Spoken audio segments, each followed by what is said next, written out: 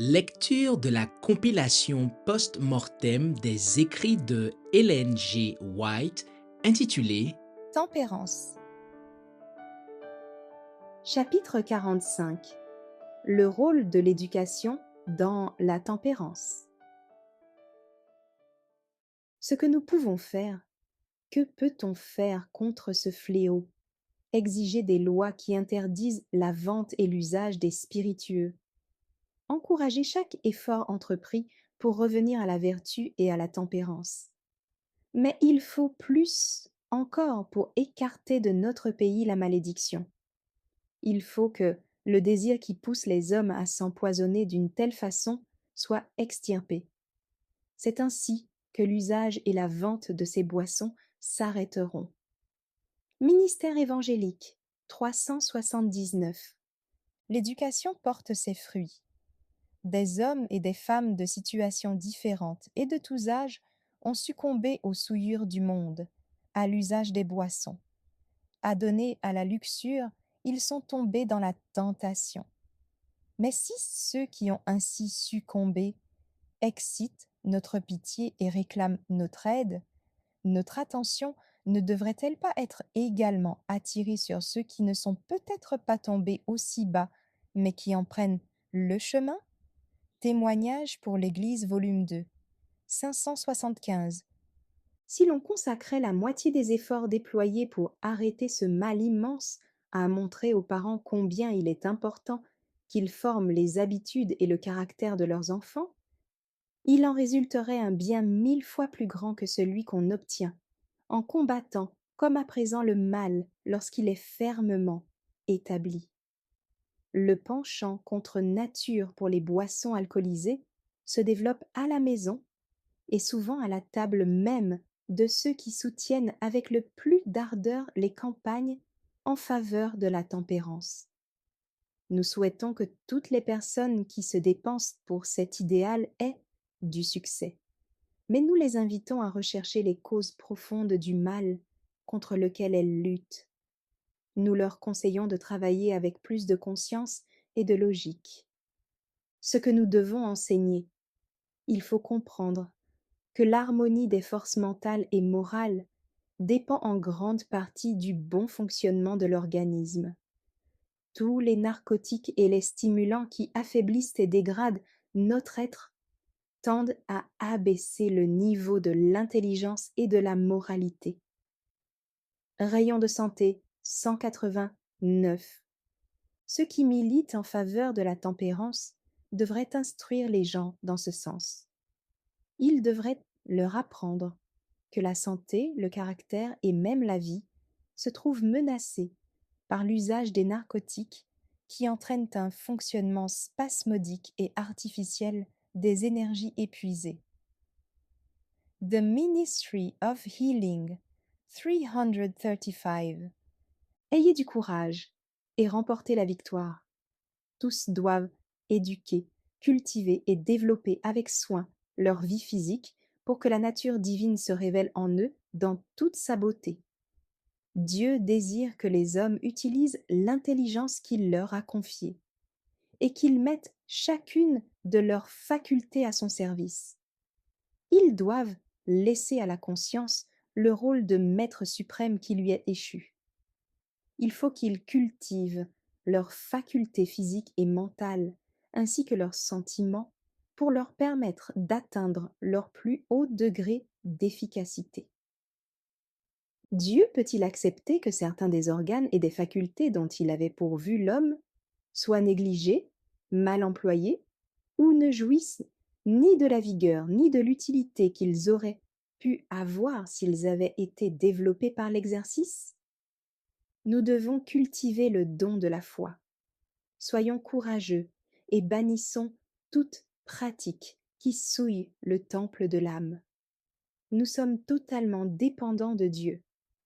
Notre foi est raffermie lorsque nous croyons sans connaître les plans de Dieu à notre égard.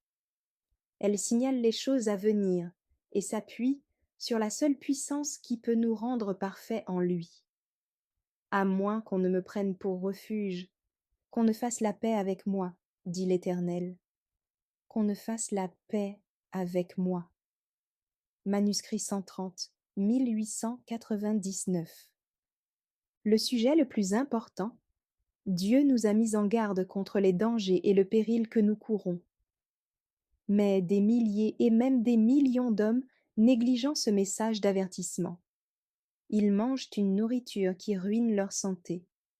Ils refusent de croire qu'en consommant des aliments malsains et de l'alcool, ils s'en rendent esclaves.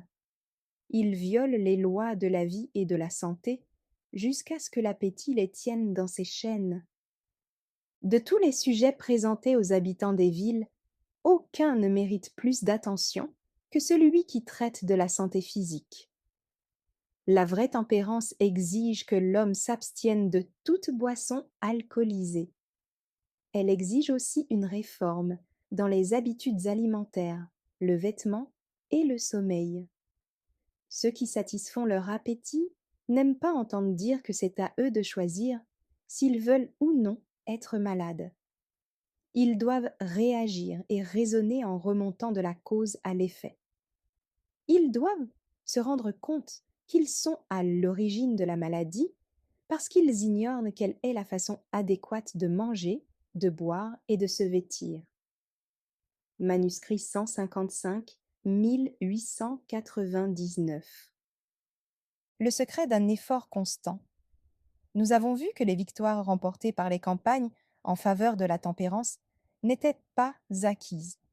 Là où l'enthousiasme avait été à son comble et où apparemment tout ce qui était possible avait été tenté. Fermeture des débits de boissons, conversion des alcooliques. Au bout de quelques mois, l'intempérance se manifestait avec plus de violence qu'auparavant. La raison en est évidente. Le travail n'était pas fait en profondeur. On ne s'était pas attaqué aux racines du mal. Celles-ci se trouvent au-delà de la simple consommation d'alcool. Pour que soit couronnée de succès l'œuvre en faveur de la tempérance, il faut faire débuter la réforme à notre table. Les signes des temps, 6 janvier 1876, présentés avec force et clarté. Il faut montrer aux gens les bénédictions qu'entraîne l'observation des principes sanitaires et leur faire comprendre les plans de Dieu à leur égard. Attirer leur attention sur le grand sacrifice qui fut réalisé pour élever et ennoblir le genre humain. Bible en main, faites-leur connaître les ordres divins. Apprenez à vos auditeurs que Dieu désire les voir utiliser leurs facultés spirituelles de façon à lui faire honneur. Montrez-leur que l'ennemi essaie de faire tomber l'homme et de le pousser à satisfaire ses appétits pervertis. D'une manière claire, évidente et convaincue, dites-leur que des milliers d'hommes et de femmes se servent de l'argent de Dieu pour se détruire et faire de ce monde un enfer. On dépense des millions de dollars pour se procurer ce qui rend fou. Présentez ce sujet assez clairement pour qu'il fasse impression. Parlez à vos auditeurs du Sauveur qui est venu sur la terre délivrer les humains de leurs coutumes empreintes de péché. Dieu a tant aimé le monde qu'il a donné son Fils unique, afin que quiconque croit en lui ne périsse point, mais qu'il ait la vie éternelle. Demandez à ceux qui assistent aux assemblées de vous aider dans votre tâche. Montrez-leur que les mauvaises habitudes ont pour résultat la maladie du corps et de l'esprit, c'est-à-dire une misère inexprimable. L'alcool dérobe leur raison à des milliers de personnes. Et pourtant, la vente de ce produit est légalement autorisée. Dites-leur qu'ils ont un ciel à gagner et un enfer à éviter. Demandez-leur de signer l'engagement. L'ordre du grand « Je suis » vous autorise à le faire. Préparez des formules d'engagement et présentez-les à la fin des assemblées. Évangélisme 5:30. Merci d'avoir écouté cette lecture. Si vous avez des questions ou des remarques sur le thème abordé, n'hésitez pas à les partager dans les commentaires et notre équipe ne manquera pas de les considérer. À bientôt sur lereste.org.